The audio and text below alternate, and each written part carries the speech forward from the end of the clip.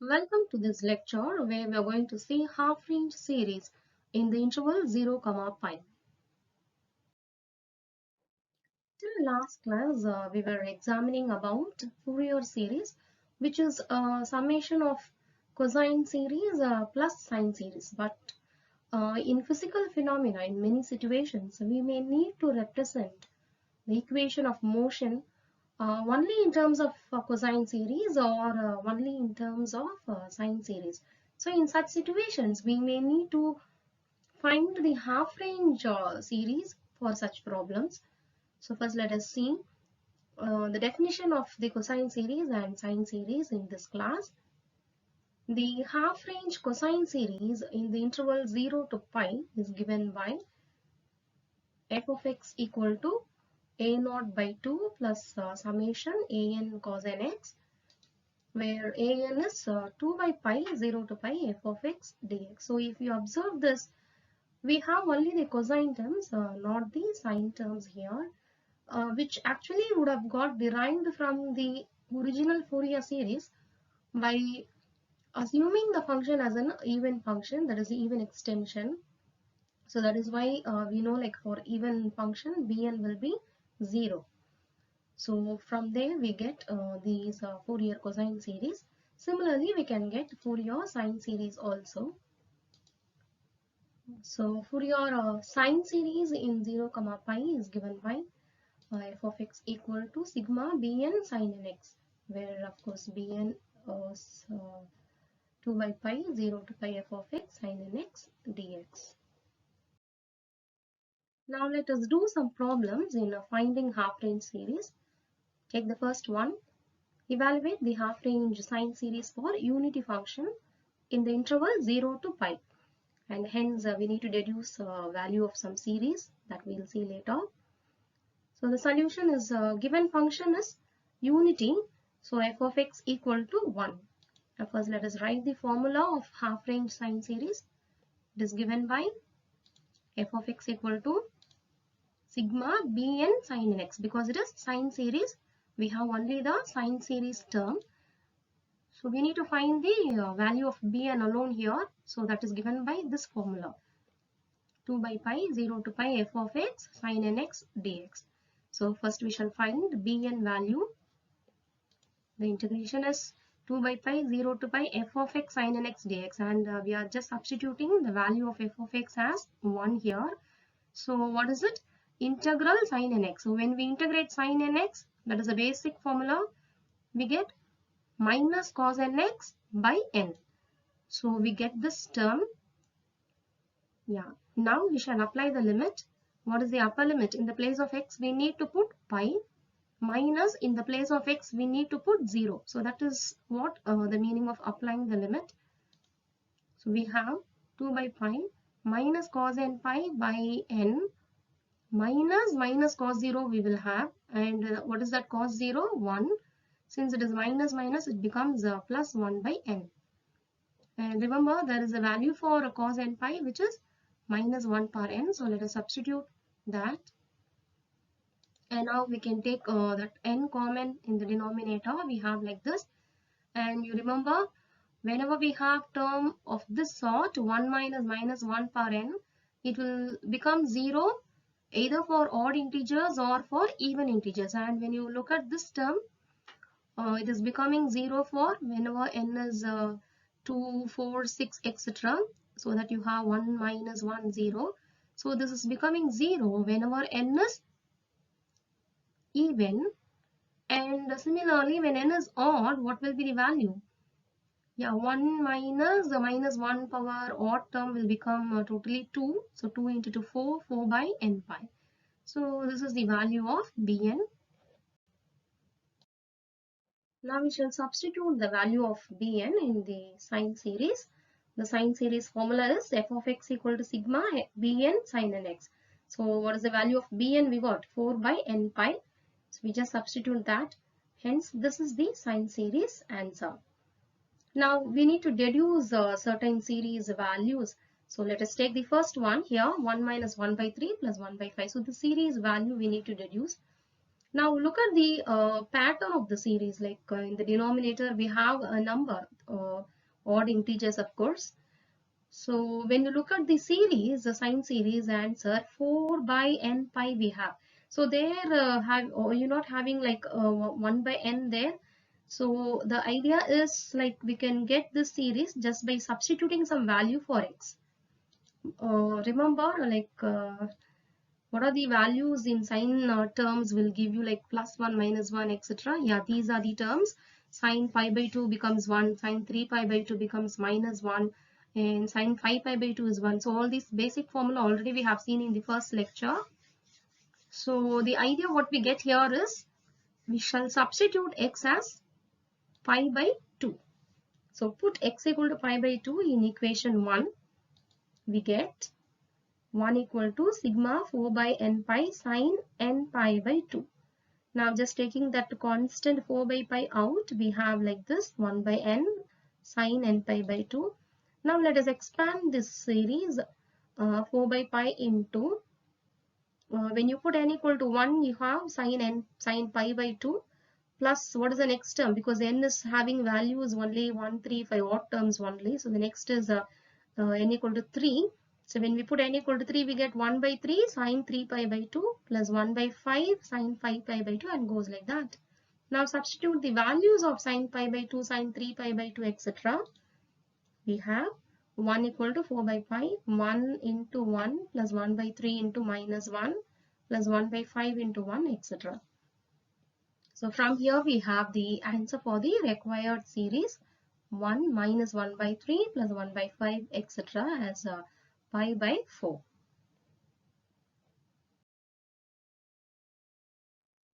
Let us see the second deduction. Here we have summation n equal to 1 to infinity 1 by 2n minus 1 squared equal to pi squared by 8 we need to get. Now when you look at this series sigma 1 by 2n minus 1 squared, when we expand it, what does we get? 1 by 1 squared plus 1 by 3 squared plus 1 by 5 squared, etc. Because the 2n minus 1, as you all know, this represent odd integer. So we need to find the value of this series. So we shall use Parseval's identity, because here we have 1 by n squared pattern. So when we may need to square the Fourier coefficient. So whenever there is a situation of squaring Fourier constant, we have to definitely use only Parseval's identity, because only in Parseval's identity we have an squared, a naught squared, bn squared, all square terms of the Fourier constants. And since this is a sine series, we have a y bar squared equal to half sigma bn square. Usually in Parseval's identity we have three terms, a naught squared by 4 plus half sigma an squared plus half sigma bn squared. Since this is sine series, we will not have the first two terms, so we have only the bn square term here. Now before going to the Parseval's identity, let us first find the value of y bar squared. So y bar squared is actually the RMS value which is given by this formula 1 by b minus a integral a to b f of x squared dx. So let us calculate this y bar squared, which is 1 by pi, because a and b are the interval limits. The interval is 0 to pi in the problem. So it is actually 1 by pi minus 0 we will get from 0 to pi f of x. What is the function f of x? 1. So 1 square dx, which is equal to 1 by pi integral just dx. And when you integrate this 1 by pi, integral dx is x. From 0 to pi we have to apply the limit, which is pi minus 0 by pi, which is equal to 1. So the value of y bar square is 1. Now we shall go and substitute in the Parseval's identity. Before that, what is the value of bn? We got 4 by n pi, and only for odd integers. So substituting these two values, that is y bar squared and bn, in Parseval's identity, we get the value of y bar squared is 1, which is equal to half into sigma bn square. The value of bn is 4 by n pi. When we square that, we get 16 by n squared pi squared. So from here it is very easy. 16 taking the 16 term out, we have 8 by pi square also, because the pi square is a constant. We can take that out. So inside the summation we have only 1 by n square. So from here we have the summation value as pi squared by 8. Now look at this summation. Sigma 1 by n squared is the same as uh, 1 by 1 squared plus 1 by 3 squared plus 1 by 5 squared, etc., which is the required series we wanted. So the answer is pi squared by 8. Now we shall see an application problem. Look at this one. In view of COVID-19, a person with depression got treatment by a psychiatrist. It is observed that he was mentally disturbed and his brain waves were similar to the graph of x sin x as given below. After giving an intense counseling, the psychiatrist wishes to analyze the patient's improvement through the brain waves, which are preferably to look like smooth cosine waves. So represent the function x sin x as cosine series. So this is the problem, and the graph also is given. You can observe the graph is the graph of x sin x is given. So when we observe this problem, especially it is regarding brain waves in human mind. So actually the brain waves take different forms. It will not be uniform every time. So these are the different forms of human brain waves. Like whenever a person is away concentrating in work, it may be taking a different form. Like I think it is here beta form.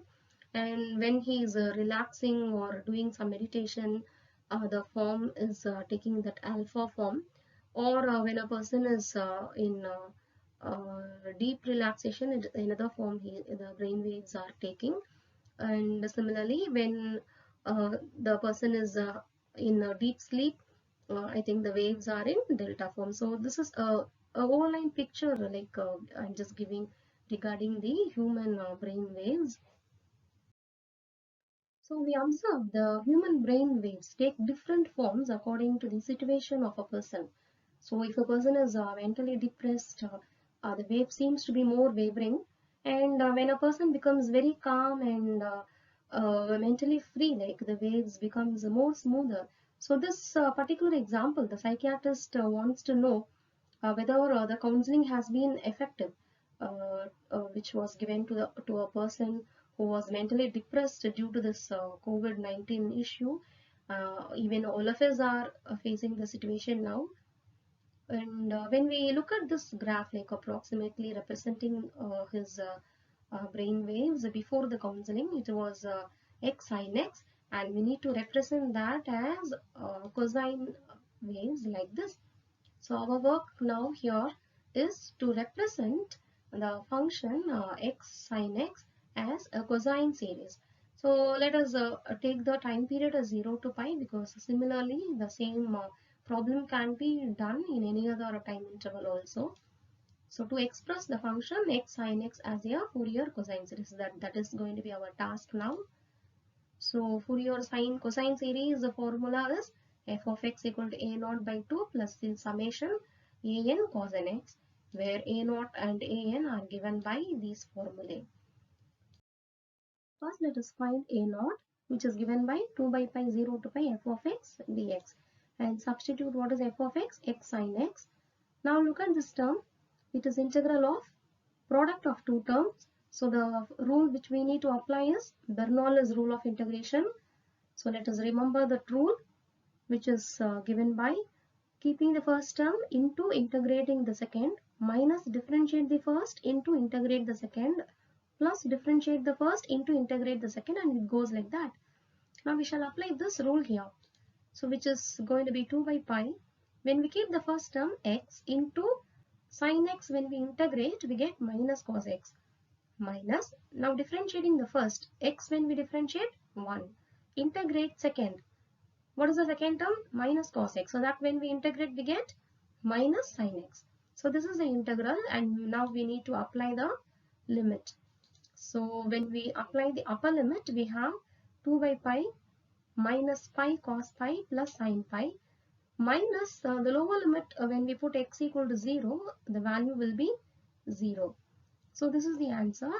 And the values of cos pi and sin pi, do you remember?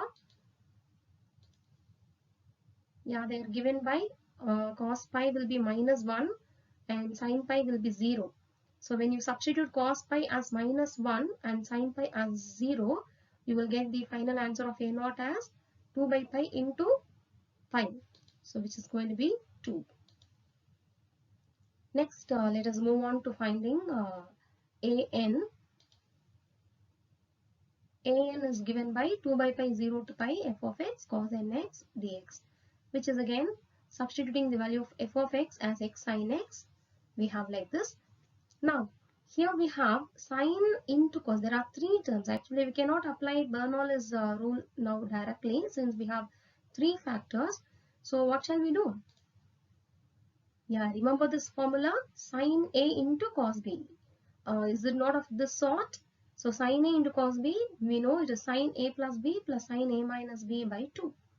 So let us replace that sine and cosine terms using this formula like this. So sine x into cos nx will be sine A plus B, so n plus 1 into x, plus sine A minus B, so 1 minus n into x divided by 2. So that 2 I have taken out. Now when you look at this term, it is having only two factors. The first term is x and the second term we can consider as sin n plus 1x plus sin 1 minus n into x. And when we integrate this now, our 1 by pi into, keep the first x into integrate the second. So when we integrate the second term, what we get? Sin when we integrate minus cos. So minus cos n plus 1x divided by n plus 1, because sin ax when we integrate what we get? Minus cos ax divided by a. So here that constant is n plus 1. Similarly, sin 1 minus n into x when we integrate we get minus cos 1 minus n into x divided by 1 minus n. Now the next we need to proceed further as minus differentiate the first. Now when we differentiate the first term we get 1 into integrate the second. What is the second term now? Minus cos n plus 1x by n plus 1. That when we integrate, we get cos. When we integrate, we get sine. So minus cos, when we integrate, we get minus sine. Minus sine n plus 1x divided by, again n plus 1 will come. So already one n plus 1 is sitting there. So we have totally n plus 1 square. Similarly, minus sine 1 minus nx divided by 1 minus n will come. Already 1 minus n is sitting there. So totally 1 minus n the whole square. Now remember, sin n pi, sin n plus 1 pi, sin n minus 1 pi, all these values are 0. So when we substitute these values as 0, we have the value of an as 1 by pi, pi into only the cosine terms. And now remember, cos n pi has a value. And before that, like small modification we have done here. Minus cos 1 minus n into pi in the first term we had changed as minus cos n minus 1 into pi. Since cos of minus theta is cos theta, we need to change that here as n minus y, because cos n pi is minus 1 power n. So if we have 1 minus n, then it will not be appropriate. Since n is greater integer starting from 1, it is appropriate to write n minus 1. Now in the place of cos n plus 1 pi and cos n minus 1 pi, let us substitute this formula. What is cos n pi? Minus 1 power n. So what is cos n plus 1 pi? Minus 1 power n plus 1. Very simple. Similarly, cos n minus 1 pi is going to be minus 1 power n minus 1. So substituting these. And next, when you see minus 1 power n plus 1, totally we will have minus 1 power n plus 2. Similarly, this minus I am attaching along with the minus 1 power n minus 1. So making that as plus, we have minus 1 power n. And now you can observe minus 1 power n plus 2 is the same as minus 1 power n, because it will be minus 1 power n into minus 1 squared, which is going to be 1. So it is minus 1 power n itself. So let us substitute that. So value of an will become minus 1 power n sitting both sides, in both the terms. So we have taken that minus 1 power n common out. Inside we have 1 by n plus 1 plus 1 by n minus 1. Just we need to take LCM now. So when we take LCM, we will get this answer 2 by 1 minus n squared. So this is the value for an, but when you observe, there is a problem here because the denominator is 1 minus n square. Actually, our constants an starts from n equal to 1 to infinity. So n equal to 1, 2, 3 and goes like that. But here, especially when you put n equal to 1, what will happen? We have undefined term, right? Like when we put n equal to 1, it becomes infinity. So this is the value for an, but it is not valid for n equal to 1. So we have to exclude that case n equal to 1 here. So this is the answer of an, but not for 1. So in this problem, we have reached a specific situation where an value is not valid for 1. So what happens to that value a1? We need to find a1, right? Like that is still pending. So we have to find a1 now, but separately. So let us go to find a1. If you remember, the formula for an was 2 by pi 0 to pi f of x cos nx dx. So what is going to be a1? It is going to be f of x cos 1x. Instead of nx cos nx, we have to put now n as 1. So that is why we have x sin x into cos 1 into x, that is cos x dx. Now let us find the value of this integral. If you observe sin x into cos x and 1, 2 sitting out, there is a famous formula 2 sin theta cos theta is sin 2 theta. So if we club that 2 sin x cos x, we can rewrite this a1 as 1 by pi 0 to pi x into sin 2x dx. Since it has become just two factors now, we can use the Bernoulli's rule. So what is Bernoulli's rule? Do you remember? Keeping the first term x into integrate the second. Sin 2x when we integrate minus cos 2x by 2 minus differentiate the first x when we differentiate 1 and integrate the second cos when we integrate sin. So minus sin 2x divided by again 2 will come, so by 4. That's all. Integration is over because the first term has become now constant. So next when we proceed, differentiating the first will become 0. So this is the value of the integration. Now we have to apply the limit.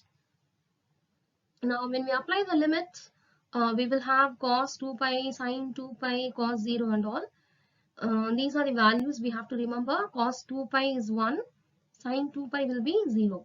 So when we apply the limit, what we have? 1 by pi into, in the place of x, the upper limit when we substitute pi, we have the first term as cos 2 pi will become 1. So minus pi by 2. And sin 2 pi is going to be 0. That is the upper limit.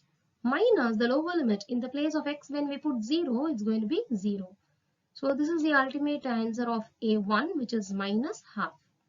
So let us now bring all the values, whatever we have got so far. A0 was 2, A1 is minus half, and AN is this value. And we are going to substitute all these in the half range cosine series. So this is the Fourier cosine series formula. F of x equal to A0 by 2 plus summation AN cos nx.